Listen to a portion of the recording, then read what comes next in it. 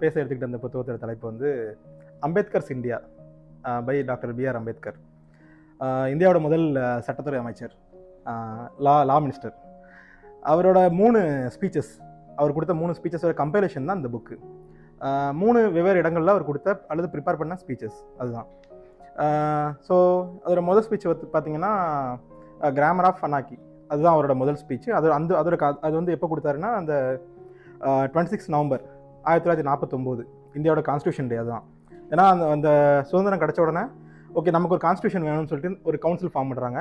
கவுன்சிலோட தலைவராக டாக்டர் அம்பேத்கர், அவர் தான் முதல் லா மினிஸ்டர். ஸோ அவர் தான் அதோட ஹெட்டாக பதவி எடுக்கிறாரு. ஆல்ரெடி அவர்கிட்ட பல டாக்டரேட்ஸு, பல டிகிரிஸ் எல்லாமே இருக்குது அவர்கிட்ட. அண்டு அரசியல் ஞானம் எல்லாமே நிறைய இருந்ததுனால அவர் தான் அதோட ஹெட்டாக இருந்தார். அப்புறம் அவர் அந்த கமிட்டியோட ஃபுல் ஒர்க்கு அதை மொத்தமாக டிராஃப்ட் பண்ணி அந்த கான்ஸ்டியூஷனை சப்மிட் பண்ணணும்.